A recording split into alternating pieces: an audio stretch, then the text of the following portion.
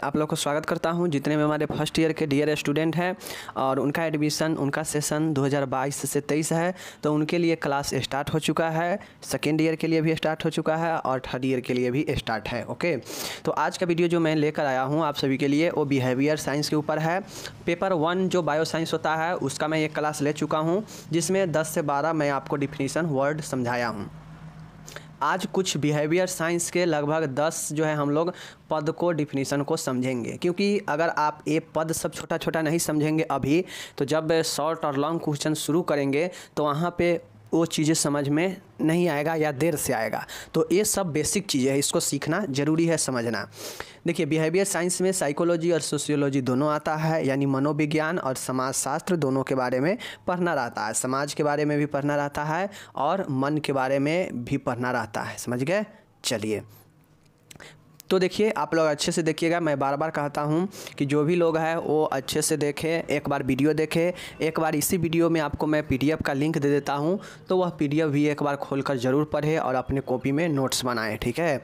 जिससे होगा क्या कि आपको बहुत ज़्यादा प्रैक्टिस हो जाएगा और एक ही कॉपी में हर एक चीज़ का नोट्स हो जाएगा, तो आसानी होगा। ओके, चलिए, पहला जो आपका यहाँ पे डिफिनीसन कहिए या टर्म कहिए समझने की, वो है साइकोलॉजी। जो आपको साइकोलॉजी और सोशियोलॉजी जो दो पढ़ना है ना, उसमें से पहला है मनोविज्ञान, ठीक है। देखिए, सिंपल भाषा में समझा जाए तो मनोविज्ञान मन का विज्ञान है, जहाँ पे व्यवहार का अध्ययन किया जाता है। समझ गए? लेकिन देखिए, कुछ अलग अलग साइकोलॉजिस्ट हैं, कुछ अलग अलग मनोवैज्ञानिक हैं जो अपने अपने अनुसार जो है मनोविज्ञान का डिफिनीसन दिए हैं। देख लीजिए, अरस्तु के नाम तो आप लोग सुने ही होंगे। अरस्तु ने कहा कि मनोविज्ञान मन का विज्ञान है। अरस्तु के अनुसार मनोविज्ञान जो है यह मन का विज्ञान है। मन मीन्स कहा जाए तो आपके व्यवहार का विज्ञान है। ओके, वाटसन ने कहा कि मनोविज्ञान मानव व्यवहार का सकारात्मक विज्ञान है। बस वाटसन ने क्या किया कि अरस्तु के जो मन का विज्ञान था उसमें सकारात्मक ऐड कर दिया वाटसन ने। तो यही जो है दोनों का हो गया। बाकी देख लीजिए, यहाँ पे इंग्लिश में psychology is the positive science of behaviour, यानी साइकोलॉजी है पॉजिटिव मतलब सकारात्मक, साइंस मतलब विज्ञान, ऑफ बिहेवियर मतलब व्यवहार का या मन का, ठीक है। चलिए, अब देखिए, इसी में अलग अलग वैज्ञानिक ने अपने अपने मत दिया, साइकोलॉजिस्ट ने। तो एक पिलसबरी भी थे, इसी में एक पिलसबरी ने भी कहा कि मनोविज्ञान मानव व्यवहार का विज्ञान है। ये बेचारे सकारात्मक कुछ नहीं लगाए हैं, ये सीधा कह दिए कि मनोविज्ञान मानव व्यवहार का विज्ञान है। Okay, psychology is the science of human behaviour. बहुत सिंपल है, psychology is the science of human behaviour, यानी ह्यूमन व्यवहार मतलब मनुष्य के व्यवहार का विज्ञान है साइकोलॉजी। समझ गया चीज़ को? चलिए, दूसरा है समाजशास्त्र के बारे में। फिर से अब जो साइकोलॉजी हम लोग समझ लिए, तो बिहेवियर साइंस में एक और टर्म आता है और उस टर्म का जो नाम है वो है आपका समाजशास्त्र। 2 चैप्टर 2 सब्जेक्ट पढ़ना है, एक साइकोलॉजी और एक सोशियोलॉजी। साइकोलॉजी समझ लिए, अब सोशियोलॉजी के बारे में समझिए। देखिए, सोशियोलॉजी समाजशास्त्र के भी अलग अलग जो है सोशियोलॉजिस्ट हुए, सामाजिक शास्त्र के ज्ञान रखने वाले हुए, जिन्होंने अपना अपना ढंग से समाजशास्त्र को व्याख्या किया। क्या डिफिनीसन दिया देख लीजिए। एक आते हैं LF वार्ड के अनुसार समाजशास्त्र समाज का विज्ञान है। बिल्कुल आसान सी भाषा है। Sociology is the science of society, मतलब यह सोसाइटी का एक साइंस है। कौन? सोशियोलॉजी। तो sociology is the science of society. बहुत आसान है, एक नंबर में अगर पूछेगा तो आसानी से जवाब दे दीजिएगा। 10 नंबर में डिफिनीसन पूछता भी है। गिडिन्स के अनुसार, अब गिडिन्स ने LF वार्ड तो हम लोग समझ चुके हैं, अब गिडिन्स ने क्या कहा देख लीजिए। गिडिन्स ने के अनुसार समाजशास्त्र समाज का वैज्ञानिक अध्ययन है। बस इन्होंने क्या जोड़ दिया कि समाजशास्त्र जो है वह समाज का एक वैज्ञानिक अध्ययन है। बस ये थोड़ा सा चेंज कर दिए। LF वार्ड कहे कि समाजशास्त्र समाज का विज्ञान है, sociology is the science of क्या चीज़? सोसाइटी। लेकिन गिडिन्स ने कहा कि sociology is the scientific study of society, मतलब वैज्ञानिक अध्ययन है सोशियोलॉजी का। कौन? समाज का वैज्ञानिक अध्ययन है सोशियोलॉजी, यानी समाजशास्त्र। ओके, एक और सोशियोलॉजिस्ट थे, एक और सोशलिस्ट थे, उनका नाम था मैकावेयर एवं पेज। मैकावेयर एवं पेज के अनुसार समाज एक सामाजिक संबंधों का जाल है। समझ रहे हैं ना चीज़ को? चलिए, तो ये आप लोग समझ लीजिए।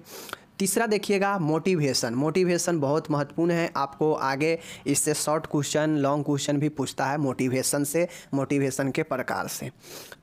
अभिप्रेरणा मोटिवेशन क्या होता है? देखिए, अभिप्रेरणा एक ऐसी अवस्था है जो उसे विशेष प्रकार के व्यवहार एवं निश्चित लक्ष्यों को पूरा करने के लिए प्रेरित करता है, वही जो है मोटिवेशन होता है। देखिए, नॉर्मली समझे आप, हिंदी इंग्लिश कोई भी वाले हैं, चीज़ों को अगर आप समझते हैं तो इंग्लिश में आसानी से लिख सकते हैं, ठीक है ना? समझना चाहिए आपको सभी भाषा में। हिंदी वाले हैं इंग्लिश में भी समझिए, महत्वपूर्ण है, नॉलेज होगा ज़्यादा। इंग्लिश वाले हैं तो हिंदी में भी समझिए, आपको दोनों में नॉलेज हो जाएगा, जिसमें मन उसमें लिख सकते हैं।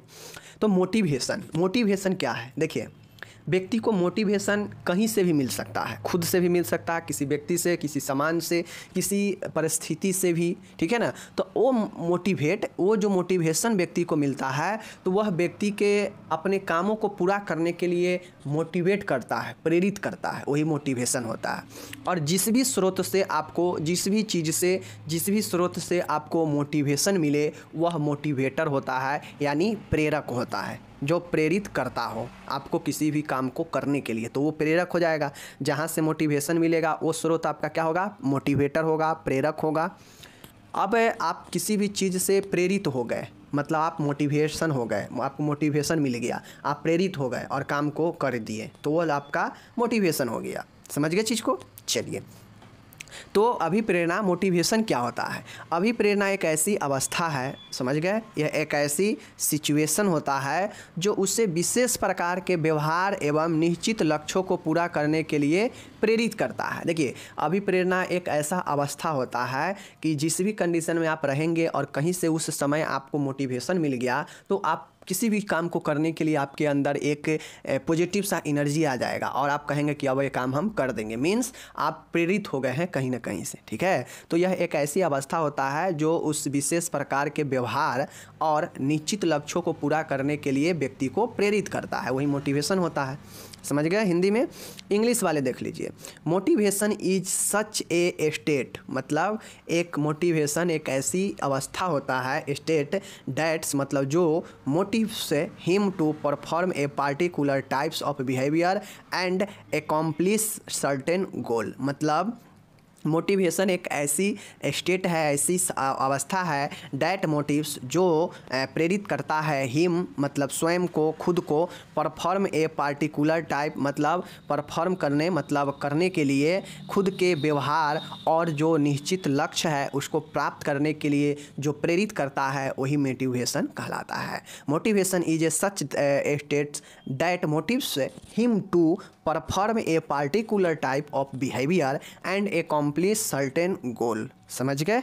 चलिए, अब यहाँ पे 4th नंबर का देखिएगा, मानसिक स्वास्थ्य विज्ञान अथवा मानसिक आरोग्यता यानी मेंटल हाइजीन क्या कहलाता है? देखिए, मेंटल हाइजीन मतलब मानसिक स्वच्छता। अब मानसिक स्वच्छता का मतलब ये थोड़ी ना है कि आप मन को एकदम पानी उनी से धो धा के रखें, ऐसा नहीं। मन को ऐसे करके रखे जो आपका मन बिल्कुल साफ़ सुथरी हो, बिल्कुल कोई भी साइकोलॉजिकल प्रेशर ना हो और बिल्कुल आपका मन किसी भी काम को करने के लिए अच्छा से परफॉर्म कर रहा होता है, वही मानसिक स्वास्थ्य विज्ञान होता है। इसके बारे में अध्ययन किया जाता है विज्ञान मानसिक तौर पे। समझ गए ना? देख लीजिए, मानसिक स्वास्थ्य विज्ञान का अर्थ है, मानसिक स्वास्थ्य विज्ञान या इसी को हम लोग मेंटल हेल्थ साइंस कहते हैं या इसी को मेंटल हाइजीन कहते हैं। ओके, मानसिक स्वास्थ्य विज्ञान का अर्थ है वह उपाय करना जिससे मनोरोग के आपतन इंसिडेंस को रोकथाम एवं शीघ्र उपचार द्वारा कम किया जा सके तथा मानसिक स्वास्थ्य को प्रेरित किया जा सके। देखिए, मानसिक स्वास्थ्य विज्ञान का अर्थ होता है, आप किसी भी डिपार्टमेंट में चल जाइएगा तो वो उस डिपार्टमेंट के विज्ञान का क्या काम होता है। जैसे कोई कंप्यूटर साइंस लिया है तो कंप्यूटर साइंस का क्या काम है कि कंप्यूटर साइंस अगर कोई व्यक्ति पढ़ता है या फिर कंप्यूटर साइंस के जो टीचर रहते हैं तो क्या करते हैं, कंप्यूटर साइंस के बारे में रख रखाव, कंप्यूटर साइंस को कैसे ख़राब होने से पहले कैसे बचाया जा सकता है, कैसे उसमें नया नया चीज़ ऐड हो सकता है, कैसे उसको बेहतर परफॉर्म करा सकते हैं, कैसे इसके नॉलेज लेके और अच्छा से अच्छा काम कर सकते हैं और कंप्यूटर के क्षेत्र में एक नई क्रांतिकारी ला सकते हैं। और कंप्यूटर को ख़राब होने से, चाहे ख़राब हो गया है तो उसको कैसे रिकवर करना है, सही करना है, ये सारी चीज़ें कंप्यूटर साइंस वाले को पता रहता है। ठीक उसी प्रकार से अपने अपने विभाग में जितने भी साइंसेज लगा हुआ है, वो साइंस का अपने पार्टिकुलर डिपार्टमेंट में काम होता है कि वह अपने डिपार्टमेंट के रख रखाव, अपने डिपार्टमेंट को टूटने से, ख़राब होने से बचाया जा सके समय से पहले, या अगर टूट चुका है, ख़राब हो चुका है तो उसको कैसे बचाया जाए, इन सभी का ही अध्ययन वहाँ पे किया जाता है। तो वही तो विज्ञान होता है। ठीक उसी प्रकार से मानसिक स्वास्थ्य है, तो यह भी मानसिक मतलब मन के स्वास्थ्य को कैसे अच्छा किया जा सके।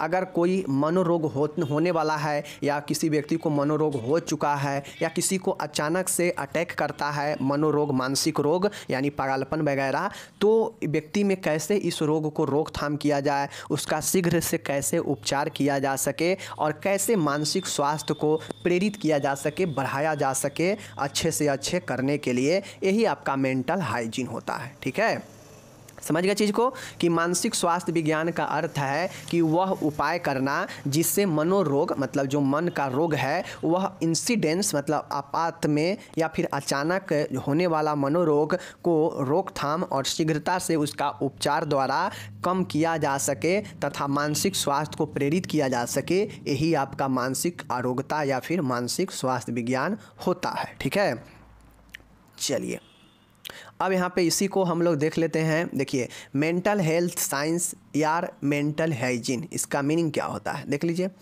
Mental health science means taking measures to, देख लीजिए, मेंटल हेल्थ साइंस मीन्स मतलब मानसिक स्वास्थ्य विज्ञान का मतलब अर्थ होता है टेकिंग मतलब लेना, मेजर मतलब माप, to reduce the incidence of mental illness, इसका मतलब होता है कि जो आपात जो मनोरोग है, मानसिक रोग है, उसको कैसे कम किया जा सके बाय प्रिवेंशन मतलब रोकथाम के द्वारा, एंड अर्ली ट्रीटमेंट मतलब शीघ्रता से उपचार, and to promote mental health और मानसिक स्वास्थ्य को कैसे प्रेरित किया जाए बढ़ाने के लिए, यही जो है इसका मीनिंग होता है, मतलब होता है। इसमें नॉर्मली क्या याद रखना है, reduce incidence of mental illness, prevention and early treatment और प्रोमोट मेंटल हेल्थ। इतना अगर आप याद रखते हैं, इतना याद रखते हैं तो आपका इसका मीनिंग समझ जाएंगे। ठीक है, चलिए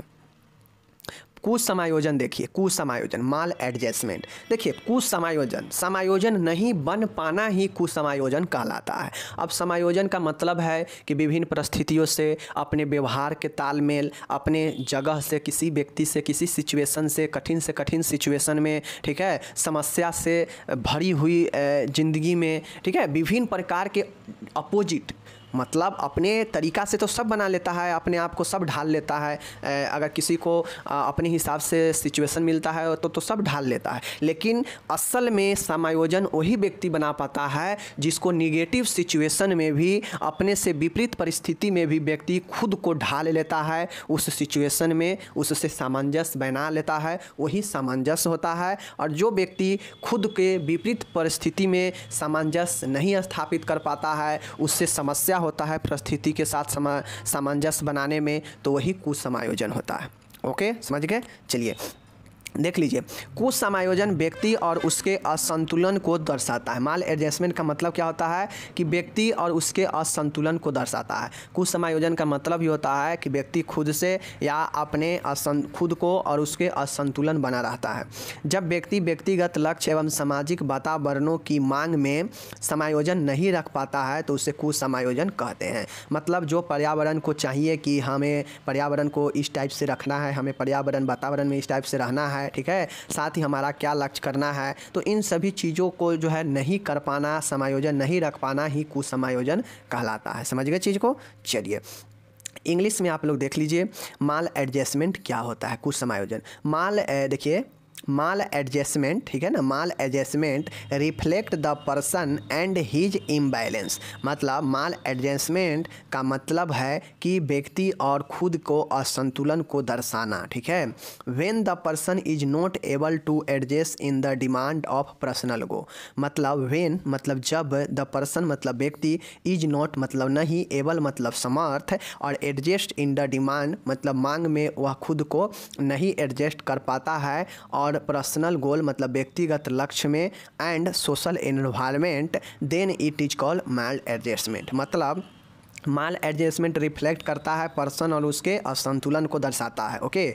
और व्हेन द मतलब जब पर्सन इज नॉट एबल मतलब जब व्यक्ति खुद को समर्थ नहीं हो पाता है अपने डिमांड के साथ, परिस्थिति के साथ चलने में, अपने लक्ष्य को पूरा करने में, व्यक्ति नहीं संतुलन बना पाता है, नहीं सामंजस्य बना पाता है, तो वही जाके उसको जो है हम लोग मिस एडजस्टमेंट या माल एडजस्टमेंट कहते हैं, ओके। चलिए 6 नंबर का है, देख लीजिए समायोजन। अब हम लोग जो ऊपर देखे हैं ना, खुद उसको उल्टा कर लेंगे, वहाँ पे नहीं था यहाँ पे हाँ होगा। मतलब पर्यावरण की मांग, खुद के लक्ष्य के प्रति व्यक्ति जो है समायोजन स्थापित करता है, तो वही समायोजन कहलाता है। यानी खुद को और लक्ष्य को प्रति सामंजस्य स्थापित करता है तो व्यक्ति समायोजन वाला कहलाता है, ठीक है। देख लीजिए समायोजन का अर्थ है विशेष आवश्यकताओं को पूरा करने के लिए अपने आप को परिस्थितियों के अनुकूल बनाने का प्रयत्न करना, समझ गए।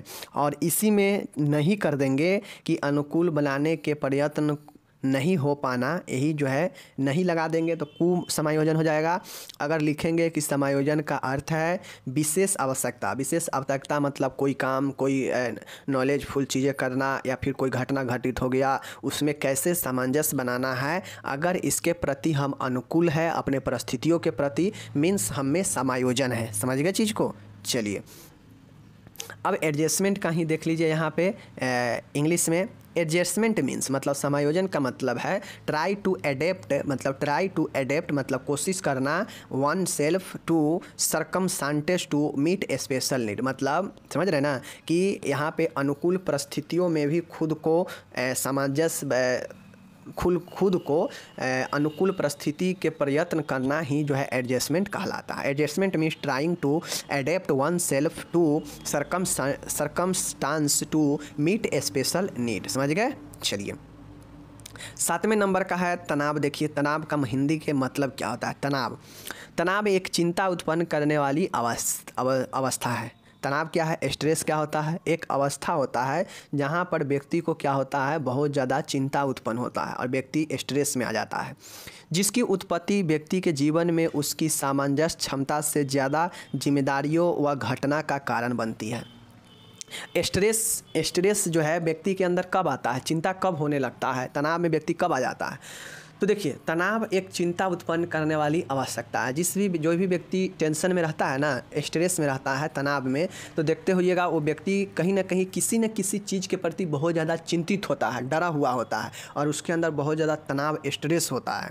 वो चाहे अपने किसी भी परिस्थिति में से रिलेटेड हो, चाहे वो व्यक्ति के ज़िंदगी में कोई घटना घटित हो या फिर खुद के क्षमता से ज़्यादा जिम्मेदारी ले लिया हो। मतलब हमें खर्च करने का क्षमता है 2 रुपया और हम अपने आप को 3 रुपये के लिए हम जो है बोझ उठा लिए हैं, तो कहीं ना कहीं हमें चिंता होगी कि 1 रुपये जो हमें डेली बाई डेली जो खर्च बढ़ रहा है और इनकम 2 ही रुपये है, तो इस 1 रुपये को हम कैसे मैनेज करेंगे, उसके प्रति व्यक्ति चिंतित होने लगेगा। यानी उसके अधिक क्षमता से जिम्मेदारी है और उसको कोई भी घटना भी जो है कारण बन सकता है इसका। जैसे घर में व्यक्ति को लड़ाई झगड़ा कलह होना, बहुत ज़्यादा मारपीट से डर जाना, ठीक है, किसी का मृत्यु हो जाना, तो ये सब घटना है जिसके कारण व्यक्ति जो है क्या होता है, सामंजस्य बनाने में दिक्कत होने लगता है, चिंतित होने लगता है और यही चिंतित का अवस्था तनाव कहलाता है। ओके, तनाव एक मानसिक स्थिति है। तनाव क्या है, एक मेंटल सिचुएशन है जिसे व्यक्ति किसी बाह्य या आंतरिक खतरा होने का महसूस करता है।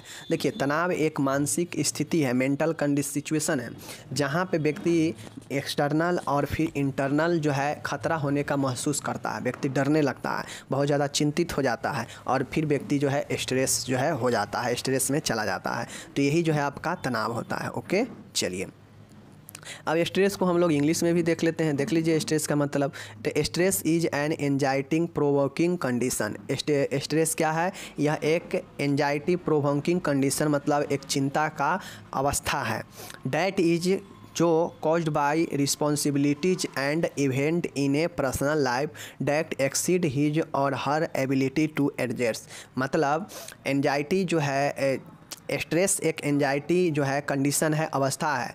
डैट इज जो होने का कारण होता है कि अपने क्षमता से, मतलब अपने क्षमता से अधिक जो है क्या करना, अपने क्षमता से अधिक जो है रिस्पॉन्सिबिलिटी लेना, या फिर कोई ऐसे जीवन का घटना होता है जो व्यक्ति को सामंजस्य बैठाने में जो है क्या होता है, गड़बड़ी हो जाता है, जिसके कारण व्यक्ति बहुत ज़्यादा डर जाता है और व्यक्ति जो है खुद को जिम्मेदारी से ज़्यादा ले लेता है, और कुछ ऐसे जीवन का घटना है जो व्यक्ति को चिंता उत्पन्न करता है और वही स्ट्रेस में चल जाता है व्यक्ति। ओके, देख लीजिए एक और चीज़ है, stress is a mental state. मतलब तनाव जो है एक मानसिक अवस्था है जो व्यक्ति महसूस करता है when there is an external और इंटरनल थ्रेट। मतलब कोई बाह्य और आंतरिक खतरा होने का महसूस करता है, और यही जो है व्यक्ति का स्ट्रेस होता है। समझ गए? जब व्यक्ति तनाव में आ जाता है तो व्यक्ति को लगता है कि अब कुछ जो है होने वाला है, समझ गए, कुछ खतरा होने वाला है, ऐसा फील करने लगता है। ओके,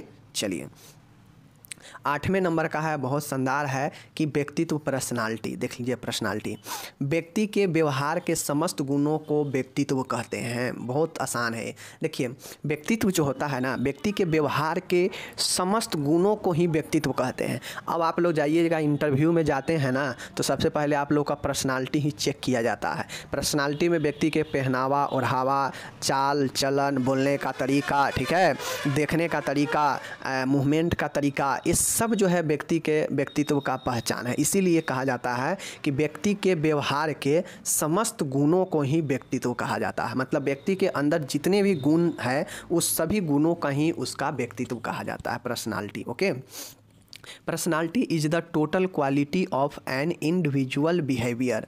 मतलब जो पर्सनालिटी है वह टोटल क्वालिटी है किसका? इंडिविजुअल बिहेवियर का, व्यक्तिगत व्यवहार का। समझ गए?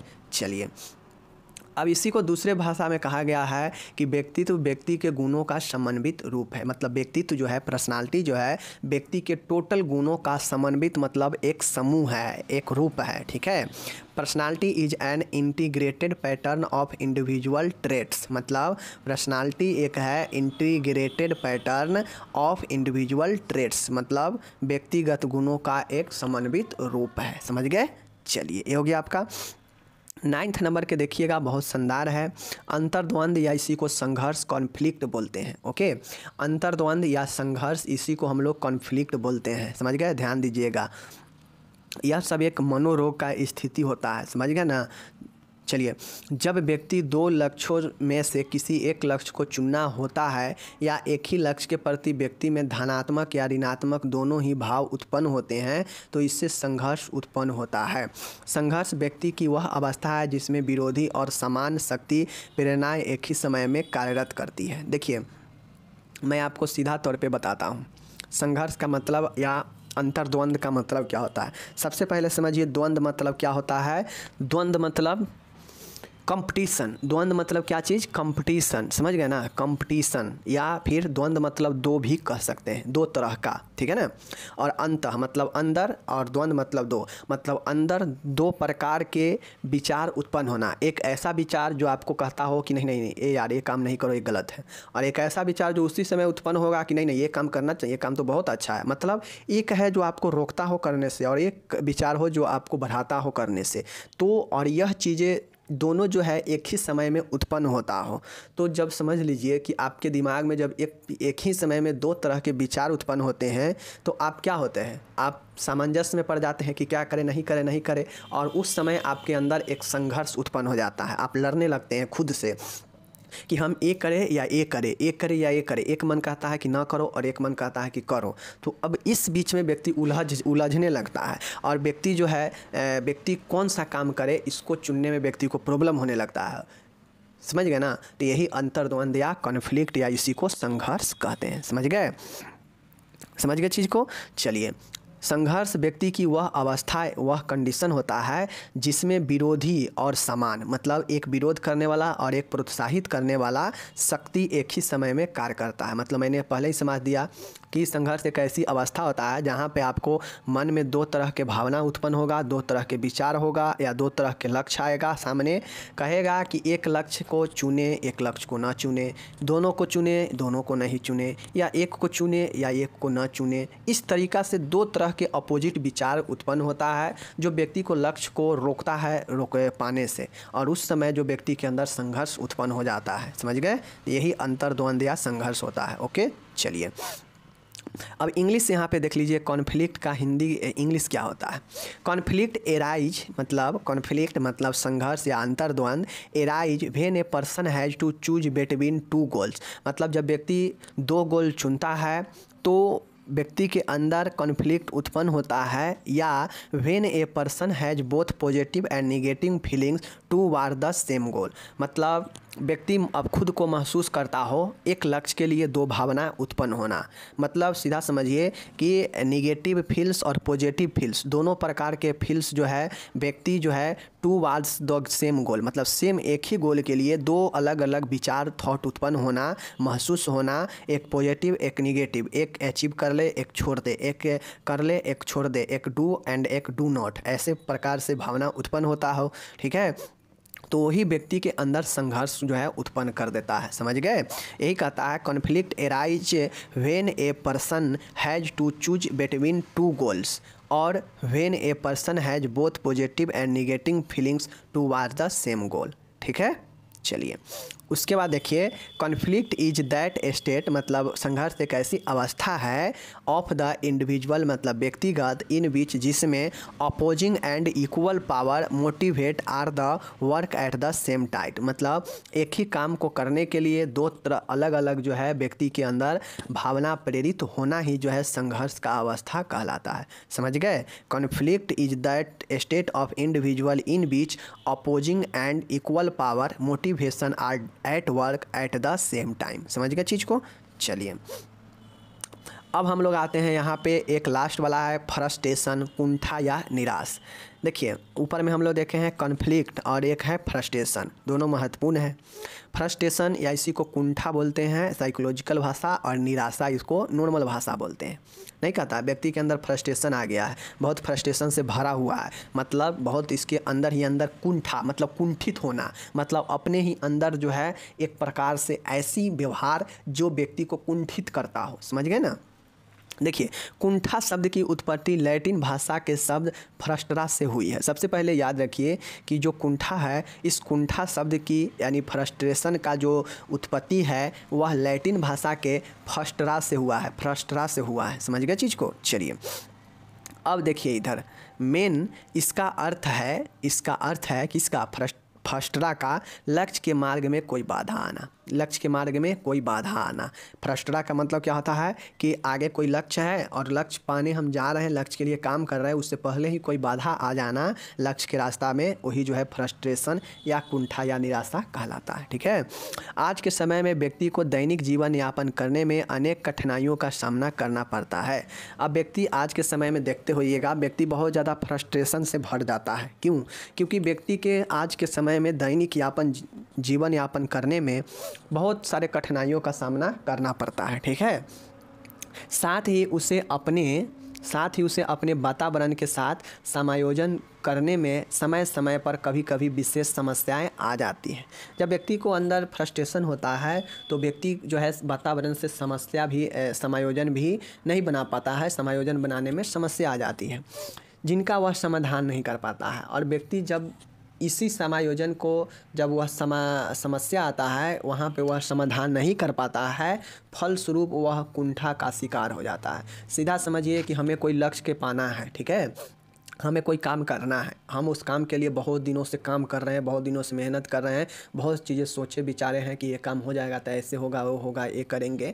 लेकिन जब एक काम हम करना शुरू किए और जब नज़दीक जाकर हम इसमें असफल हो गए या किसी कारण से रुकावट आ गया इस काम में, मीन्स क्या हुआ कि आपके लक्ष्य में रुकावट आ गया, आपके लक्ष्य में क्या हो गया? बाधा उत्पन्न हो गया, जिससे आप अपने लक्ष्य के प्रति क्या हो गए? बिखर हो गए, टूट गए, और जिससे व्यक्ति को जो है एक कुंठा का शिकार हो जाता है। मतलब कोई भी व्यक्ति को अपना लक्ष्य या काम जो सोच कर रखा है, जो कर रहा है, वो प्राप्त नहीं हो पाता है, उसमें कहीं ना कहीं समस्या आ जाता है, तो व्यक्ति को उसके फलस्वरूप जो चीज़ें अंदर ही अंदर होता है, उसी को हम लोग कुंठा कहते हैं, कुंठा का शिकार हो जाता है। ठीक है, आप लोग देखते होइएगा। अब यहाँ पे देख लीजिए आप लोग, कुंठा उत्पन्न होने में व्यक्ति में, देखिए अब व्यक्ति के अंदर जब फ्रस्ट्रेशन होता है, फ्रस्ट्रेशन भरा रहता है, तो व्यक्ति अवसाद, डिप्रेशन का शिकार होता है, चिंता हो जाता है, डर जाता है, क्रोध हो जाता है, आदि उत्पन्न हो जाते हैं। तो ये चीज़ें ज़रूर याद रखिएगा कि फ्रस्ट्रेशन वाले व्यक्ति को डिप्रेशन, एंजाइटी, फियर और एंगर, क्रोध, ये 4 चीज़ें ज़रूर याद रखिएगा, हो जाता है। समझ गए? चलिए अब इंग्लिश में थोड़ा सा देख लेते हैं। फ्रस्ट्रेशन मतलब समझ रहे हैं ना, कुंठा या अभी देख रहे हैं निराशा, फ्रस्ट्रेशन देख लीजिए। The word frustration is derived from the Latin word frustra, मतलब ये जो आपका फ्रस्ट्रा जो है, इसका उत्पत्ति derived from the Latin word frustra, मतलब फ्रस्ट्रेशन जो है उत्पत्ति हुआ है लैटिन भाषा के वर्ड फ्रस्ट्रा से। समझ गए? चलिए, इट मीन्स, जिसका अर्थ होता है there is an obstacle in the way of the goal, जिसका अर्थ होता है कि लक्ष्य के मार्ग में बाधा बनना। ऑब्स्टेकल मतलब बाधा बनना, ठीक है। देयर इज एन मतलब जिसका मतलब, दैट इट्स मीन जिसका मतलब होता है obstacle in the way of the गोल, मतलब लक्ष्य के रास्ते में बाधा उत्पन्न होना। ठीक है, फ्रस्ट्रा का मीनिंग यही होता है। अब अलग अलग कारण से लक्ष्य में बाधा उत्पन्न होता है, जिसको यहाँ पे दिया गया है। ठीक है, इन टुडे मतलब आज के समय में, ए पर्सन व्यक्ति has to face many difficult in daily living, मतलब आज के समय में व्यक्ति बहुत सारे समस्याओं, कठिनाइयों का सामना करता है जीवन यापन में।